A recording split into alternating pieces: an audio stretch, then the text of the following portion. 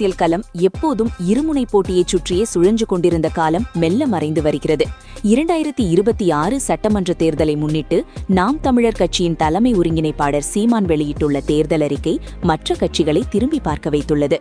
மாற்றம் என்பது சொல்லல்ல, செயல் என்பதை தனது திட்டங்களின் மூலம் நிரூபிக்க துடிக்கும் சீமான் இம்முறை முன்வைத்துள்ள தொலைநோக்கு திட்டங்கள் வாக்காளர்கள் மத்தியில் பெரும் அதிர்வலைகளை ஏற்படுத்தியுள்ளன.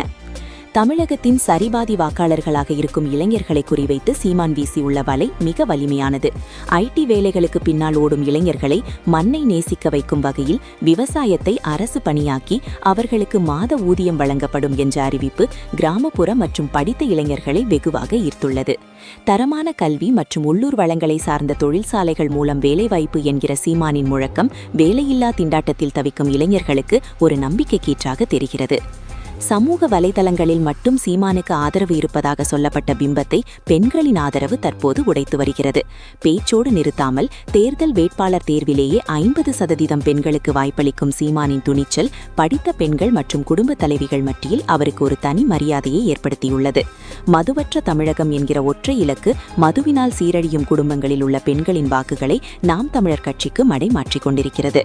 சென்னை மட்டுமே தமிழகம் அல்ல என்பதை உரக்க சொல்லும் வகையில் சீமான் முன்மொழி 5 தலைநகரங்கள் திட்டம் ஒரு மாபெரும் நிர்வாக சீர்திருத்தமாக பார்க்கப்படுகிறது. திருச்சி, மதுரை, கோவை, கன்னியாகுமரி என மண்டல வாரியாக தலைநகரங்களை பிரிப்பதன் மூலம் தென் தமிழக மற்றும் மேற்கு தமிழக இளைஞர்களுக்கு தங்களின் சொந்த ஊரிலேயே வேலை மற்றும் அதிகார மையங்கள் கிடைக்கும் என்பது பெரும் வரவேற்பை பெற்றுள்ளது. கடந்த 50 ஆண்டுகால திராவிட அரசியலில் மாற்றத்தை விரும்பும் நடுத்தர வர்க்கத்தினர் ஊழலற்ற நிர்வாகத்தை முன்னிறுத்தும் சீமானின் மக்கள் அரசு கொள்கைகளை உற்று நோக்க தொடங்கியுள்ளனர். இலவசங்களை அள்ளி வீசும் கலாச்சாரத்திற்கு பதிலாக அடிப்படை உரிமைகளான கல்வி, மருத்துவம் மற்றும் குடிநீரை தரமாக வழங்குவோம் என்கிற உறுதிமொழி நடுநிலை வாக்காளர்களை சீமானின் பக்கம் திருப்பியுள்ளது. சீமானின் பேச்சில் இருக்கும் வேகம் இப்போது அவரின் தேர்தல் அறிக்கையிலும் எதிரொலிக்கிறது. விஜய் போன்ற புதியவர்களின் வருகைக்கு மத்தியிலும் கடந்த 10 ஆண்டுகால தொடர் களப்பணி மற்றும் இந்த தெளிவான தேர்தல் அறிக்கை சீமானை ஒரு வலுவான போட்டியாளராக மாற்றியுள்ளது. இளைஞர்களின் எழுச்சியும் பெண்களின் நம்பிக்கையும் ஒன்றாக கூடும் பட்சத்தில் 2026 தேர்தல் முடிவுகள் நாம் தமிழர் கட்சிக்கு ஒரு மிகப்பெரிய ஜாக்பாட்டாக அமையக்கூடும் என்பதில் சந்தேகமில்லை. நீங்க என்ன நினைக்கணும், இவ்வளவு நிறைஞ்ச போதை இருக்கிற இடத்துல குறைந்த அளவு குற்றம் நடக்குதுன்னா நீங்க மகிழ்ச்சி அடைஞ்சுக்கணும். இதுக்காக நம்ம என்ன பண்ணணும், இது ஒழிக்கணும், இது சரி பண்ணணும்னு நினைக்கிறோம். நம்ம எல்லாருக்கும் இந்த பொறுப்பும் கடமை இருக்கிறதா நான் நினைக்கிறேன்.